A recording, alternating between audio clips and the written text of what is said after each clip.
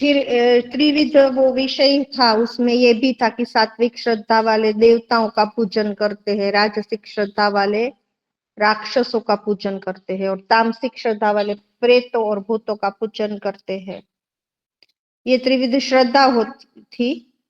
फिर त्रिविध आहार में हमने सात्विक, राजसिक, तामसिक के आयु, सत्व, गुण, बल, आरोग्य, सुख, प्रसन्नता को बढ़ाने वाला होता है, हृदय को शक्ति देने वाला होता है, आवाज आ रही है ना, रस युक्त होता है, स्निग्ध और चिकना जो आहार होता है वो सात्विक होता है।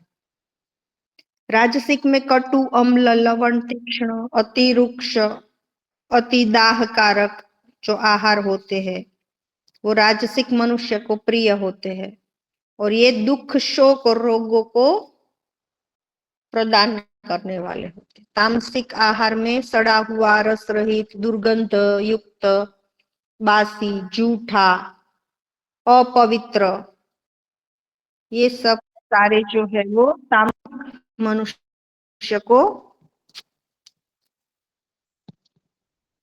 पसंद होते। उसके बाद त्रिविध यज्ञ की बात की थी। सात्विक यज्ञ जो होते हैं वो फल की इच्छा से रहित होते हैं, और विधि पूर्वक जो यज्ञ किए जाते हैं वो सात्विक यज्ञ होते। 17वां अध्याय में रिवीजन कर रही हूँ, कहाँ पर हो आप सब? हाँ। फिर राजसिक यज्ञ जो है वो उसमें फल की इच्छा से किया गया होता है और दिखावे के लिए किया गया होता है, वो राजसिक यज्ञ होता है। और तामसिक यज्ञ जो है वो बिना विधि के किया हो, जहां पर अन्नदान भी न दिया हो, दक्षिणा ना दी हो, मंत्र जो है वो ठीक से नहीं बोले या फिर विदाउट मंत्र के किया जाता है, वो तामसिक यज्ञ होता है। फिर हमने तप की बात की थी, शारीरिक तप, मानसिक तप और वाचिक तप। तो देवताओं का पूजन करना, ब्रह्मचर्य का पालन करना, अहिंसा करना, जो शरीर संबंधी जितने भी तप है वो शारीरिक तप कहलाते हैं। वाचिक तप में है किसी को हम परेशान नहीं करते, सत्य बोलते हैं, प्रिय बोलते हैं, स्वाध्याय करते हैं, अभ्यास करते हैं, वो सारे वाचिक तप में आते हैं। और मानसिक तप क्या होता है? मन की प्रसन्नता होना, हमारा सौम्य भाव होना, मृदुता होना, मन का निग्रह करना, और हम चिंतन जो करते हैं वो सब मानसिक तप की श्रेणी में आते हैं।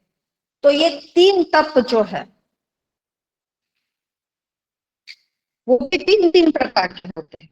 शारीरिक तप भी 3 प्रकार का, मानसिक भी 3 प्रकार का, और वाचिक भी 3 प्रकार का। तो टोटल 9 प्रकार के तप हो गए, है ना। शारीरिक में भी क्या आएगा? 3। हाँ, वाचिक में भी और मानसिक में भी। तो जब ये क्वेश्चन पूछा जाए कि 3 प्रकार के तप के बारे में लिखिए या 3 आहार, त्रिविध यज्ञ के बारे में लिखे, तो ये सारी बातों को आपको अच्छे से लिखना है कि भाई 3 यज्ञ, 3 तप पूछिए तो आपने लिख लिया कि शारीरिक, मानसिक और वाचिक। फिर इनके भी 3-3 होते हैं, तो वो सब मेंशन करना है एग्जाम में, ठीक है। फिर क्या है 3? हाँ, वो मैंने लिखवाया ना आपको, सात्विक तप, राजसिक तप और मानसिक तप। लास्ट टाइम लिखवाया था शायद, कि जब वाणी और मन को परम श्रद्धा के साथ फल की इच्छा से रहित होकर तप किया जाता है तो वो सात्विक तप होता है। राजसिक तप जो तप मान के लिए, पूजा के लिए, दिखावे के लिए, वो राजसिक तप। और तामसिक तप मूर्खता पूर्वक दुखों को, दूसरों को दुख पहुंचाने के लिए। फिर त्रिविध दान हमने कहे थे, सात्विक राजसिक तामसिक। जो दान कर्तव्य को मानकर देश काल पात्र के अनुरूप निष्काम भाव से किया जाता है वो सात्विक दान है। राजसिक दान क्लेश पूर्वक किया जाता है या किसी फल प्राप्ति के लिए होता है, और तामसिक दान जो है वो कुपात्र को दिया जाता है, बिना सत्कार के दिया जाता है। फिर मैंने भगवान के 3 नामों की चर्चा की थी, ओम तत्सत। ओम तो परमात्मा से ही वेद, ब्राह्मण और यज्ञ की रचना हुई। इसीलिए विधि पूर्वक यज्ञ दान तप करने वाले पुरुष ओम का उच्चारण करते हुए शुभारंभ करते हैं। तत् का अर्थ है परमात्मा, ये सब कुछ आपका ही है, ऐसा सोचकर जो कार्य करते हैं वो तत्। और सत परमात्मा के प्रति श्रेष्ठ भाव दिखाने के लिए सत शब्द का प्रयोग किया जाता है। जो परमात्मा के निमित्त किया गया कर्म है वो सत कहलाते हैं। तो असत क्या है? लास्ट था वो अश्रद्धा से किया हुआ हवन, दान, तप आदि जो कुछ भी किया जाता है वह असत होता है, उसका फल सत नहीं होता। ये सब क्लियर सबको? Online, offline, present, absent?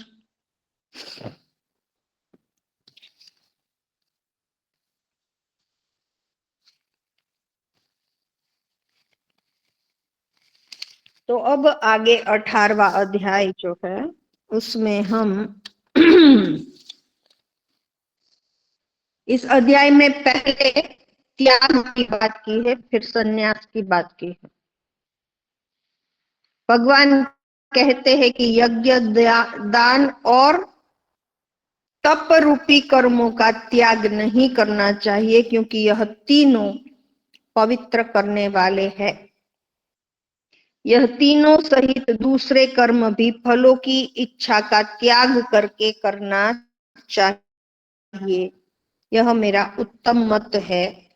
त्याग 3 प्रकार का बताया है। त्याग नहीं है हमारे, ठीक है, वो भी 3 प्रकार का, राजसिक, तामसिक और सात्विक। फिर त्रिविध ज्ञान,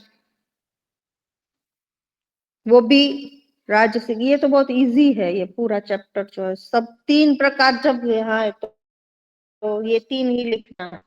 सात्विक सिर्फ तप में वाचिक, मानसिक और शारीरिक, और उसके भी फिर 3। हम्म हम्म तो त्रिविध ज्ञान जो है सात्विक, राजसिक और तामसिक, श्लोक भी पढ़ते हैं साथ साथ।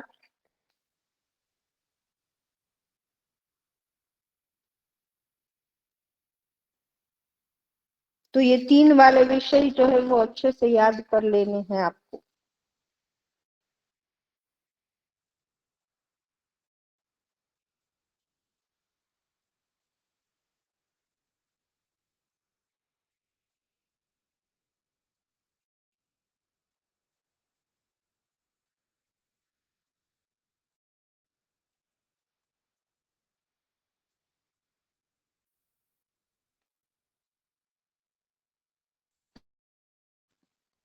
वन, ब्राह्मण क्षत्रिय विषाम शूद्रा, ब्राह्मण क्षत्रिय विषाम शूद्राणां च परन्तप कर्माणि प्रविभक्तानि स्वभावे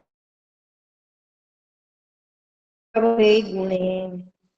हे परंतप, ब्राह्मण, क्षत्रिय और शूद्र के कर्म स्वभाव से उत्पन्न होते हैं, गुणों के द्वारा विभक्त किया जाता है। तो यहाँ पर ब्राह्मण, क्षत्रिय, वैश्य और शूद्र के स्वाभाविक कर्म भगवान बताते हैं। तो सबसे पहले कहते हैं शमो दमस्तपः शौचम क्षान्तिरार्जवमेव च। ज्ञानम विज्ञानमास्तिक्यम ब्रह्म कर्म स्वभावजम। ब्राह्मण के स्वाभाविक कर्म क्या है? अंतःकरण का निग्रह करना,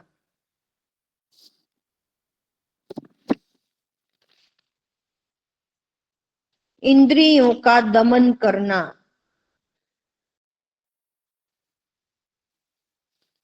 धर्म पालन हेतु कष्ट को सहन करना।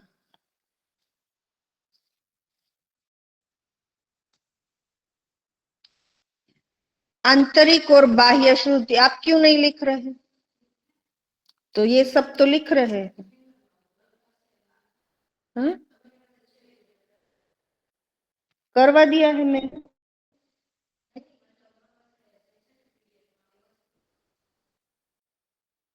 कौन है एपी?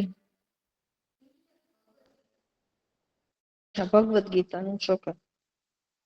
ठीक है, तो मत लिखिए, मन में लिखिए। हाँ, लेकिन बुक है तो पढ़ना है उसमें से, फिर एग्जाम में जितेंद्रिय तो पता ही नहीं, करवाया ही नहीं, ऐसा करोगे।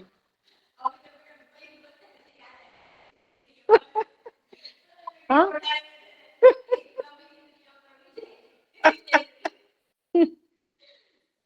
तो ब्राह्मण के स्वाभाविक कर्म पूछे जाए कि चारों वर्ण के स्वाभाविक कर्म लिखे, तो अंतःकरण का निग्रह करना, इंद्रियों का दमन करना, धर्म के पालन हेतु कष्ट को सहन करना, बाह्य और आंतरिक रूप से शुद्ध रहना, दूसरे के अपराधों को क्षमा करना। कितनी बड़ी बात है ये। मन, इंद्रियों और शरीर को रुजु रखना, सरल रखना।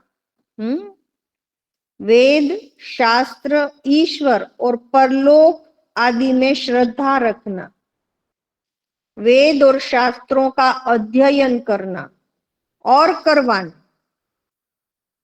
और परमात्मा के तत्व का अनुभव करना, ये सभी ब्राह्मण के स्वाभाविक कर्म है।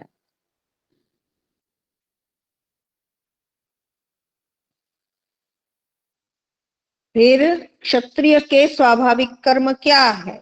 शौर्यम तेजो धृतिर्दाक्ष्यम युद्धे चाप्य पलायनम दानम ईश्वर भावश्च क्षात्रम कर्म स्वभावजम।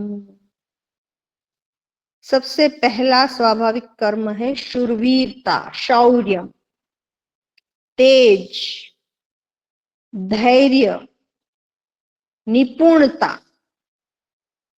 और युद्ध में पीछे हट नहीं करना, दान देना और स्वामित्व का जो भाव है, वो सभी क्षत्रिय के स्वाभाविक कर्म कहे गए हैं। कृषि, गौरक्ष्य, वाणिज्यम वैश्य कर्म स्वभावजम। वैश्य के कर्म क्या है? खेती करना, गोपालन करना और खरीद करना और उसे बेचना। उसके उपरांत सत्य जो व्यवहार है, वह सारे वैश्य के स्वाभाविक वर्ण है, सॉरी स्वाभाविक कर्म है। और परिचर्यात्मकम कर्म शूद्रस्यापि स्वभावजम। सभी वर्णों की सेवा करना शूद्र का स्वाभाविक कर्म है। तो स्वामित्व का भाव क्षत्रिय में कहा है, तो सभी के प्रति प्रेम से रहना। स्वामित्व का भाव यानी गुलाम, जो स्लेवरी वाली बात है वो नहीं है। तो सभी के प्रति एक वडील ने शू कहेवाय हिंदी में? बुजुर्ग तो उर्दू जेवो शब्द थे क्यों? जो हमारे आदरणीय है, हमारे जो बड़े हैं, वो कैसे सभी के प्रति पुत्र जैसा भाव रखते हैं। तो यहाँ स्वामित्व भाव जो है वो उसी संदर्भ में लेना है कि पुत्र के जैसे अपनी प्रजा का पालन करना क्षत्रिय में। और यहाँ पर खरीद और बेचने की जो बात की है, सत्य व्यवहार की बात की है, तो जब कोई वैश्य है वो कुछ भी चीज खरीदता है या कोई भी चीज बेचता है, तो उसका जो माप करने का होता है, वेइंग स्केल जो होता है, उसमें उसको तराजू जो है उसमें उसको चीटिंग नहीं करना है, ना ही कम देना है, ना ही ज्यादा किसी से लेना है। एक के बदले दूसरी खराब चीज उनको नहीं देती। सत्य का पालन जो है, वो सारे वैश्य के लक्षण है। और उन चारों, ये जो तीनों है वर्ण, उसकी सेवा करना शूद्र का स्वाभाविक कर्म बताया है।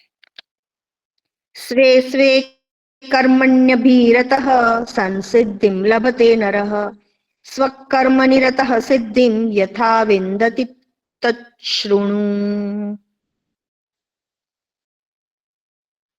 ऐसा 44 तक ही है, 45वां में पढ़ लेती हूँ कि इसका फल बताया है। ये चारों वर्ण का स्वाभाविक कर्म क्या है, और जब ये स्वाभाविक कर्म अच्छी तरह से जो कोई मनुष्य करता है, वह भगवत प्राप्ति को पा लेता है, भगवत प्राप्ति जैसी परम सिद्धि को प्राप्त कर लेता है। और जिस तरह से स्वाभाविक कर्म से मनुष्य परम सिद्धि को प्राप्त होते हैं, उसका उपाय भी तू सुन। फिर 51 से है, श्लोक नंबर 51 टू 53।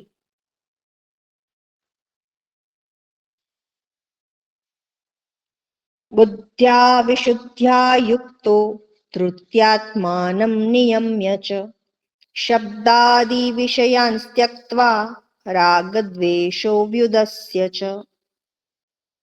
विविक्तसेविलघ्वाशी यत्वा कायमानसः ध्यानयोगपरो नित्यं वैराग्यं समुपाश्रित अहंकारं बलं दर्पं कामं क्रोधं परिग्रहं विमुच्य निर्ममः शांतो ब्रह्मभूयाय कल्पते।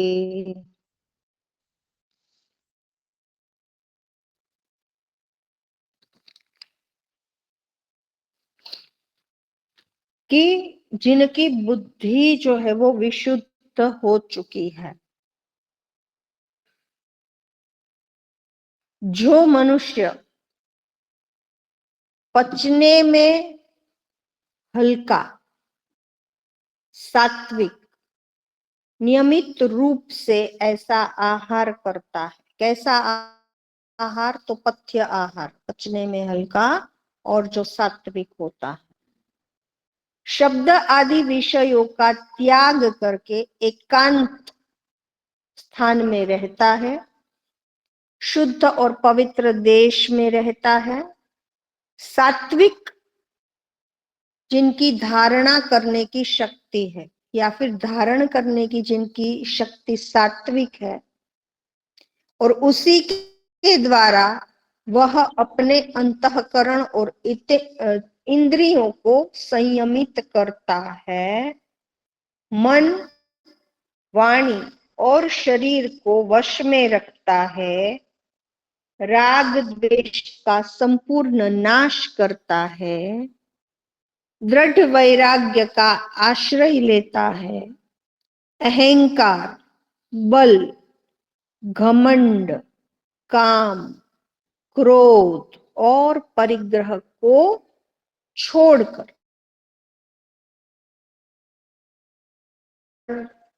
विमुच्य निर्ममः शांतो ब्रह्म भूयाय कल्पते। निरंतर ध्यान योग के पारायण रहता है, जो ममता रहित है और जो शांत मनुष्य है, वही मनुष्य सच्चिदानंद घन ब्रह्म में अभिन्न भाव से स्थित रहने के योग्य बन जाता है। 3 श्लोक 51, 52 और 53। तो सबसे पहले बुद्धि की विशुद्धता कही है, उसके बाद आहार की बात की है, फिर विषयों को त्याग करने को कहा है, फिर स्थान बताया, शुद्ध देश में रहना है, सात्विक धारणा शक्ति के द्वारा अंतःकरण और इंद्रियों को जीत लेना है, संयमित करना है, फिर मन, वाणी और शरीर को वश में रखना है, राग द्वेष यानी क्लेशों का त्याग करना है, फिर अभ्यास और वैराग्य की बात करते हैं, वैराग्य में लीन रहना है, फिर षड रिपु का नाश करना है, अहंकार, बल, घमंड, काम, क्रोध, लोभ, मोह, मद, मत्सर, उसका भी त्याग करना है, और निरंतर ध्यान योग में पारायण रहना है, ममता को भी छोड़ देना है और शांत भाव से रहने के बाद ही कोई मनुष्य सच्चिदानंद घन स्वरूप ब्रह्म में लीन हो सकता है, उसको प्राप्त कर सकता है। तो बार बार सच्चिदानंद घन स्वरूप परमात्मा की बात 5वें अध्याय में भी बहुत बार ये शब्द आया है, और पूरी भगवत गीता में बार बार सच्चिदानंद घन स्वरूप ब्रह्म। तो ब्रह्म का स्वरूप क्या है? सत। सत का मतलब क्या है?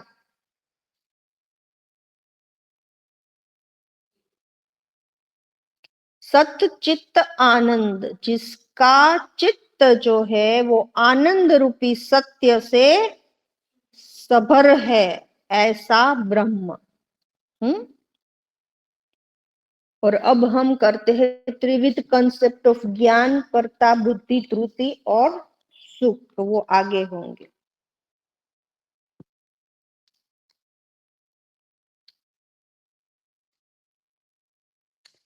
पहला श्लोक है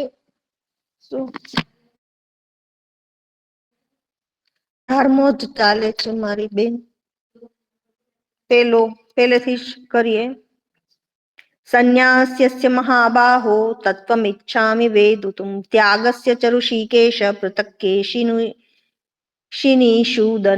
अर्जुन पूछते हैं। अर्जुन कितना पूछते हैं, आप लोग तो कुछ नहीं पूछते। अर्जुन बार बार पूछते हो, जहां कहीं भी उसको ऐसा लगता है तो पूछ ही लेते हैं कि भगवान वो तो ई બધું तो ठीक, પણ આ હું કરવું તમે આટલું કયો, मन ने आम करो तेम करो, पण आ तो चंचल छे, आने राखवू केम वशमां? हे તમે બધા તો જ્ઞાની છો એટલે। तो अर्जुन पूछते हैं, हे महाबाहो, हे अंतर्यामी। એટલે ઈ પાછો એમ ન પૂછે, આમ આવું આગળ લગાડે, महाबाहो अंतर्यामी, એટલે આમ એમ થાય ના ના છોકરાઓ કંઈક હારા છો। એકદમ કે સાહેબ આનાથી સમજાતું, જરાક સમજાવી દો ને, પછી તમે એક્ઝામમાં પૂછી લેશો जितेंद्रिय तो અમે શું કરશું? तो कहते हैं महाबाहो, हे अंतर्यामी, हे वासुदेव, संन्यास और त्याग के तत्व को अलग अलग तरीके से जानना चाहता हूं। मैं संन्यास और त्याग को अलग अलग तरीके से समझना चाहता हूं। भगवान कहते, काम्यानां कर्मणां न्यासं संन्यासं कवयो विदुः सर्वकर्म फल त्यागम प्राहुस्त्यागम विचक्षणा। कि कुछ ऐसे ज्ञानी लोग हैं जो कर्म है, काम्य कर्म, हाँ, ये मैंने आपको शायद मैंने नहीं पढ़ा है आपको कर्मयोग, लेकिन कर्मयोग में काम्य कर्म आते हैं, प्रायश्चित कर्म आते हैं, नित्य कर्म आते हैं, नैमित्तिक कर्म आते हैं। तो काम्य कर्मों के त्याग को संन्यास समझते हैं कि जिसमें हमारी कामनाएं रही होती है, जो हमारी हमारी ऐषणाएं, हमारी इच्छाएं हैं, उसका अगर हम त्याग कर देते हैं तो उसी को कुछ लोग संन्यास मानते हैं। जब लोग सभी कर्मों के फल के त्याग को त्याग कहते हैं। कुछ लोग ऐसा भी मानते हैं कि कर्म मात्र दोष युक्त है, कुछ भी कर्म करो वो दोष वाला ही है, इसीलिए सभी कर्मों का त्याग करना चाहिए। जबकि कुछ लोग ऐसा मानते हैं कि यज्ञ, दान और तप रूपी कर्म का त्याग करना योग्य नहीं। ये मैंने पहले ये बताया जब शुरू हुआ तभी। फिर निश्चयं शृणु मे तत्र त्यागे भरत सत्तम, त्यागो ही पुरुष व्याघ्र त्रिविध संप्रकीर्तित। हे पुरुष श्रेष्ठ, है भरतवंशियों में उत्तम, संन्यास और त्याग ये दोनों में पहले तू त्याग के विषय में मेरी बात सुन, क्योंकि त्याग सात्विक, राजसिक और तामसिक ऐसे तीन भेद से या तीन प्रकार से कहा गया है। यज्ञ, दान और तप रूपी कर्म त्याज्य नहीं है, उसको अवश्य करना चाहिए, क्योंकि यज्ञ, दान और तप ये तीनों कर्म बुद्धिशाली मनुष्य को पवित्र करने वाले होते हैं। एतान्यपि तु कर्माणि संग त्यक्त्वा फलानि च कर्तव्यानिति मे पार्थ निश्चितम मम उत्तमम। हे पार्थ, यह यज्ञ, दान और तप रूपी कर्म को सभी कर्तव्य जो कर्मों की आसक्ति और फल का त्याग करने वाला होता है, उसी तरह उसको निश्चित रूप से त्याग कर देना चाहिए, और यही मेरा उत्तम मत है।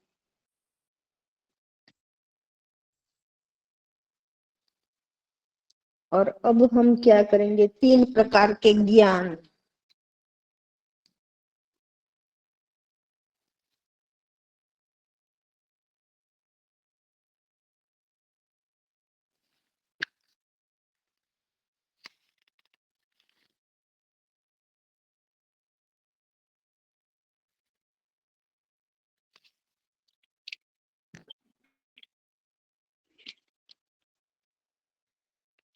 हम्म ज्ञानम ज्ञेयं परिज्ञाता त्रिविधा कर्म चोदना, कर्णम कर्म करतेति त्रिविध कर्म संग्रह। 18वां श्लोक। 18वां भी ज्ञान का नहीं है, वो भी ज्ञाता ज्ञान और ज्ञेय कर्म के जो प्रेरक है उसकी बात कही है। 19वां जो श्लोक है वहां पर कहा है, ज्ञानम कर्म च कर्ता च त्रिविधे गुण भेदतः, प्रोच्यते गुण संख्याने यथा वृणुतान्यपि। गुण के आधार पर, तो गुण कितने हैं, कौन कौन से? गुण के आधार पर सभी पदार्थों की गिनती करने वाले सांख्य शास्त्र में गुणों के भेद के आधार पर ज्ञान, कर्म तथा कर्ता के तीन तीन प्रकार कहे हैं। उसे भी तू सुन। सर्वभूतेषु येनेकम, तो किसके शास्त्र के आधार पर? वाइवा में ऐसा पूछ सकते हैं कि किसके आधार पर गुण के तीन प्रकार हैं? सांख्य शास्त्र। सर्वभूतेषु येनेकं भावमव्यय क्षीयते, अविभक्तं विभक्तेषु तज्ज्ञानं विद्धि सात्विकम्। अब सात्विक ज्ञान की बात कर रहे हैं कि जिस ज्ञान से मनुष्य भिन्न भिन्न दिखने वाले सभी भूतों में एक अविनाशी परमात्मा को समता भाव से देखता है, उस ज्ञान को सात्विक ज्ञान कहा जाता है। यानी कि बधामां परमेश्वरનો भाव જોવે, એ માણસ હોય, એ કોઈ પશુ પંખી હોય, કોઈ જીવ જંતુ હોય, બધામાં એ પરમાત્માને જ જોવે, સમાન ભાવથી આત્માને જોવે, આત્મા સો પરમાત્માને જોવે, એ જ્ઞાન છે, એ સાત્વિક જ્ઞાન છે. પૃથક્ત્વેન તુ યજ્ઞાનમ નાના ભાવન પૃથક વિધાન वेति सर्वेषु भूतेषु तज्ज्ञानम विद्धि राजसम। किंतु जो ज्ञान सभी भूतों में भिन्न भिन्न रूप से, भिन्न भिन्न भाव से, अलग अलग स्वरूप को देखता है, उस ज्ञान को तू राजसिक ज्ञान जान। यानी कि सभी में अलग अलग भाव देखता है, तो वो भाव या वो ज्ञान राजसिक होता है। यतु कृत्सवदेकस्मिन् कार्ये सक्तम हेतुकम् अतत्वार्थदवल्पं च ततामसमुदाह्यतम्। और जो ज्ञान सिर्फ कार्य रूप शरीर में ही संपूर्ण रूप से आसक्त होता है और जो युक्ति के बगैर होता है, तत्व के अर्थ से रहित होता है और तुच्छ होता है। यानी कि इस शरीर की जब बात कर रहे हैं तो ये शरीर नाशवंत है। हम सबको पता है कि जैसे ही हमारी मृत्यु होती है तो हम बॉडी बन जाते हैं। कोई हमारा नाम भी नहीं लेता, बोलते हैं बॉडी को बाहर निकालो। कोई नहीं कहेगा कि अम्मी को बाहर निकालो अब। हाँ, हम पता है ये बात, फिर भी हमारी आसक्ति इस शरीर के प्रति होती है, फिर भी हमारी आसक्ति इस क्षण भंगुर जो भी भौतिक चीजें है उसी में होती है। वो जो ज्ञान होता है वो तामसिक ज्ञान, तुच्छ ज्ञान कहा गया है। तो त्रिविध ज्ञान का विषय क्लियर हुआ। अब कर्म, एक कर्ता, कर्म भी ले लेते हैं साथ में, कि मुझे तो ये कुछ छोड़ना अच्छा ही नहीं लगता।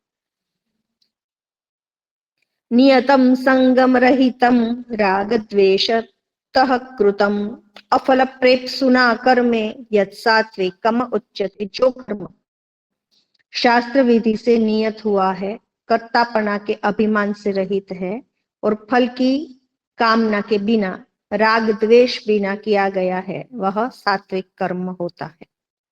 यतु कामेप्सुना कर्म स अहंकारेण वा पुनः क्रियते बहुलायासम तद्राज समुदाह्यतम। किंतु जो कर्म बहुत ही परिश्रम के बाद किया जाए और भोगों की इच्छा से किया जाए, अहंकारी मनुष्य के द्वारा किया जाए, वह कर्म राजसिक कर्म होता है। अनुबंधम क्षयम हिंसाम नवेक्ष्यम च पौरुषम मोहादारभ्यते कर्म यततामसमुच्यते। जो कर्म परिणाम, हानि, हिंसा और सामर्थ्य को ध्यान में लिए बिना सिर्फ और सिर्फ अज्ञान के हेतु किया जाता है, वह कर्म तामसिक कर्म कहलाता।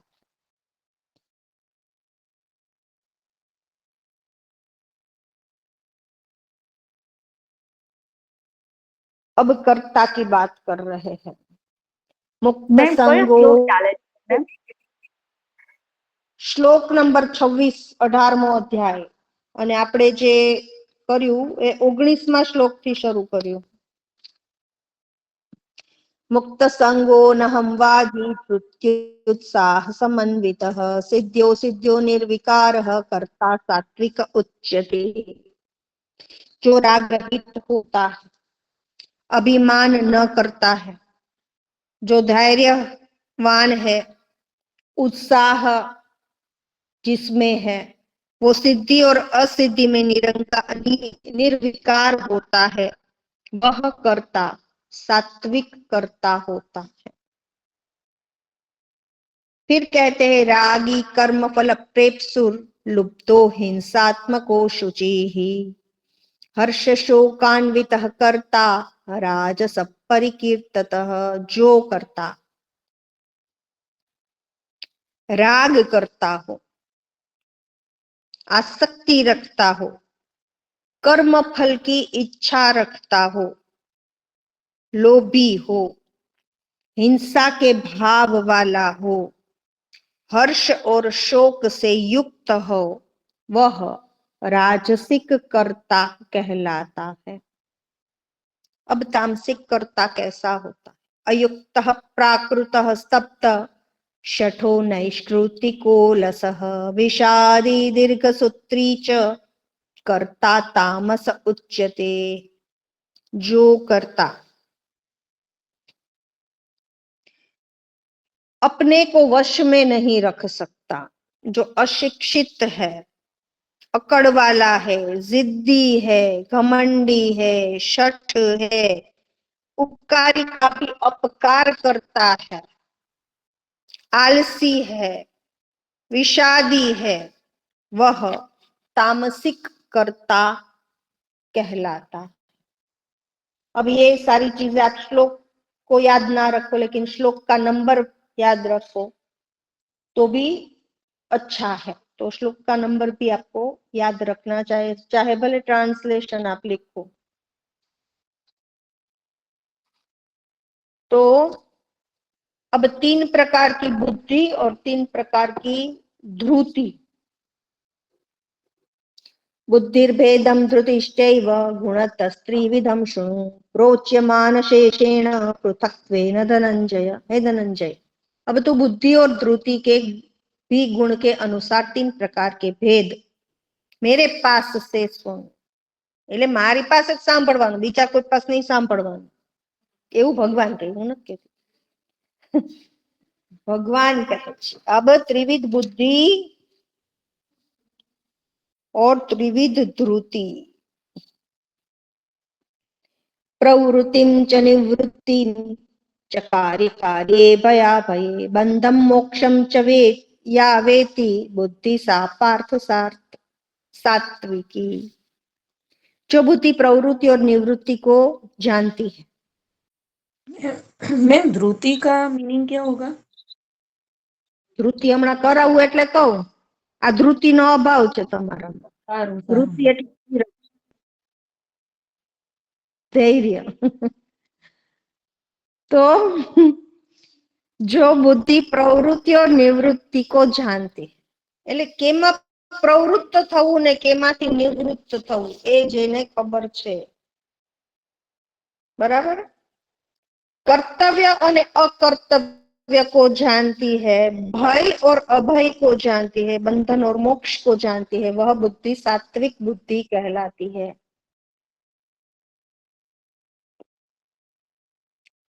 कि આપણે શેમાં પ્રવૃત્ત થવું અને શેનાથી આઘા રહેવું, નિવૃત્ત થવું। હે દુર્યોધન કહે છે ને ભગવાન કે જાનામી ધર્મમ ન ચ મે પ્રવૃત્તિ જાનામી અધર્મમ ન ચ મે નિવૃત્તિ। ધર્મ શું છે મને ખબર છે પણ હું એમાં જઈ નથી શકતો, અધર્મ શું છે એ હું જાણું છું પણ હું એમાંથી નિવૃત્ત નથી થઈ શકતો। તો આપણને પણ ખબર હોવી જોઈએ કે અત્યારે આપણે આ સમયે બેઠા છે તો આપણે શેમાં પ્રવૃત્ત રહેવું જોઈએ। મેડમે 9 વાગે કીધું હોય કે તમે વહેલા આવી જાજો, 9 માં 1 મિનિટ આવી જાજો, તો આપણે 9 ને 8 મિનિટ સુધી હજી વોશરૂમમાં હોય, હજી બીજું કઈ કરતા હોય, હે તો પ્રવૃત્તિ च निवृत्ति, बराबर। को जो जानते हैं, कर्तव्य और अकर्तव्य को जानते हैं, भय अभय को जानते हैं और बंधन मोक्ष को भी जानते हैं कि सेनाथी આપણને બંધન થવાનું છે, સેનાથી મુક્તિ થવાની છે, वह बुद्धि सात्विक कहलाती है।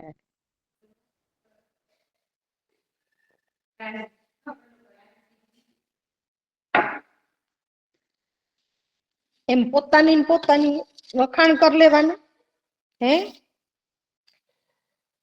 यया धर्मम अधर्मम च कार्यच्च कार्यमेव च अयवथात् प्रजानाति बुद्धि सा पार्थ राजसी। हे पार्थ, જે બુદ્ધિ દ્વારા ધર્મ અધર્મને કર્તવ્ય અકર્તવ્યને પણ યથાર્થપણે નથી જાણી શકતો એ બુદ્ધિ રાજસિક છે. વાહ વાહ. ઓલી કથા થતી હોય, ઓલા અમુક બુઢા માણસો હોય ને એમાં સુર પુરાવે, કથા કરતા હોય ને એમ તમે સુર પુરાવો છો. જય હો વાહ. તો धर्म अधर्म को कर्तव्य अकर्तव्य को जे એટલે સારી રીતે નથી જાણતા એ રાજસિક બુદ્ધિ છે. અને અધર્મમ ધર્મમિતિમાં અધર્મમ ધર્મમિતિયા મન્યતે તમસાવૃતા सर्वार्थान विपरीतांश बुद्धि सा पार्थ तामसी। कि हे पार्थ, तमोगुण के द्वारा जो घिर चुकी है ऐसी बुद्धि अधर्म को भी धर्म मान लेता है और उसी प्रकार सभी पदार्थों को भी उल्टा समझता है, उसकी बुद्धि तामसिक बुद्धि है। કે આપણને ખબર છે કે આપણે આ ખોટું કરીએ છીએ તોય આપણે ઉપર જતા એમ કે ના ના હું કવિ જ સાચું, એ બુદ્ધિ તામસિક બુદ્ધિ કહેવાણી છે. अब ध्रुति, ध्रुति એટલે ધીરજ. વૈશાલી બેન, હા મેમ. ધૃત્યાયયાદાર હે હા તમે કીધું એટલે સમજણ પડી ગઈ મેમ. સમજ ઓકે ઓકે. ધૃત્યાયયા ધારયતે મન પ્રાણેન્દ્રિય ક્રિયા યોગેના વ્યપિચારિણ્યા ધૃતિ સા પાર્થ સાત્વિકી। हे पृथा पुत्र, जो अव्याभिचारिणी ध्रुति से ध्यान योग के द्वारा मन प्राण और इंद्रियों की क्रियाओं को धारण करते हैं वह सात्विक ध्रुति कहलाती है। तो व्याभिचार अव्याभिचारिणी मतलब क्या? परमात्मा के अलावा किसी और का चिंतन करना व्याभिचार कहलाता है। तो जो अव्याभिचारिणी धारणा शक्ति से ध्यान करता है, यानी कि सिर्फ और सिर्फ वहां परमात्मा का ही चिंतन रहता है, मन प्राण और इंद्रियों की क्रिया को जो धारण करता है उसकी ध्रुति जो है वो सात्विक ध्रुति कहलाती है। यया तु धर्म कामर्थान धृत्या धार्यते अर्जुन प्रसंगेन फलाकांक्षी ध्रुति सा पार्थ राजसी। हे पृथा पुत्र, फल की कामना रखने वाला मनुष्य जो धारणा शक्ति के द्वारा आसक्ति पूर्वक धर्म अर्थ और काम को धारण करता है उसकी ध्रुति जो है वो राजसिक ध्रुति कहलाती है। कि जहां पर देखो ये इतना इजी है, आपको ये 3 गुण समझ में आ गए ना तो सब में आपको शब्दों को ही सिर्फ चेंज करना रहता।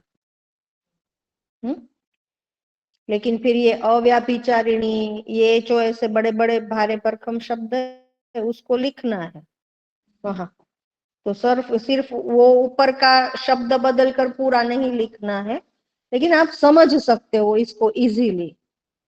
अब तामसिक ध्रुति क्या है? यया स्वप्नम भयम शोकम विषादम मदमेव च न विमुंचति दुर्मेधा ध्रुति सा पार्थ तामसी। जो दुष्ट बुद्धि का मनुष्य निद्रा भय चिंता और दुख को और उनके प्रति जो उन्मत्त अवस्था है, जो पागलपन जैसी अवस्था है, उनको नहीं छोड़ सकता, उसी को पकड़ के रखता है, उसकी ध्रुति जो है वो तामसिक कही गई है। अब त्रिविध सुख का विषय आता है लास्ट।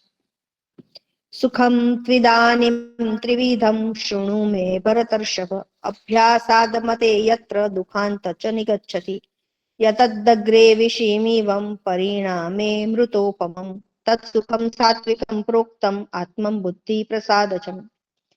हे भरत श्रेष्ठ, अब 3 प्रकार के सुख को भी तू मुझसे सुन। जिस सुख में साधक भजन, ध्यान, सेवा आदि अभ्यास करता है और फिर दुखों के अंत को भी पार कर देता है, जिनके लिए सुख आगे जाकर विष रूप है ऐसा वो मानता है, और ऐसी परमात्मा विषयक बुद्धि जिनके पास है, वही सुख सात्विक सुख कहलाता है। कि सुख में भी अंततः तो दुख ही है, ये बात जो जान चुका है, हाँ, उसका सुख सात्विक कहा गया है। विषयेन्द्रिय संयोगाद्यतेग्रम अमृतोपमं परिणामे विषमीवं तत्सुखम राजसं स्मृतम्। जो सुख विषय और इंद्रियों से संयोग से होता है, विषय और इंद्रियों के संयोग से जो सुख मिलता है और जो उस साधक को अमृत जैसा लगता है, फिर भी उसका परिणाम विष ही है, इसीलिए उसका सुख, वह जो सुख है वो राजसिक सुख माना गया है। यदग्ने चानुबंध च सुखम मोहनम आत्मनम निद्रालस्य प्रमादोत्थम ततामस समुदायतम। जो सुख भोग काल और परिणाम में भी आत्मा को मोहित करता है।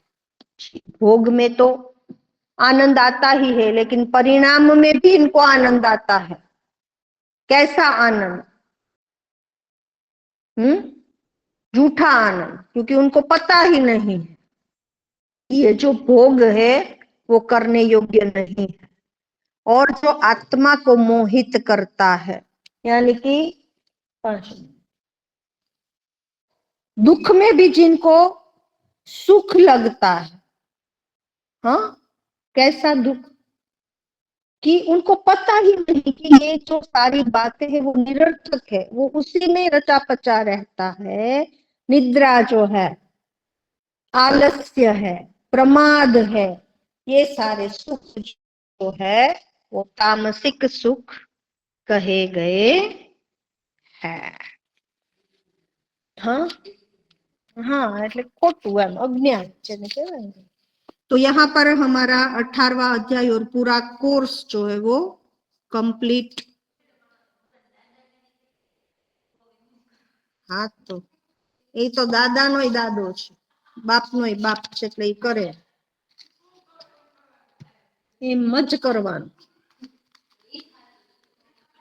चलिए अब अटेंडेंस ले लेते हैं। Roll number 1, 2, 3, 4, yes ma'am. 5, 6, yes ma'am. 7, 8,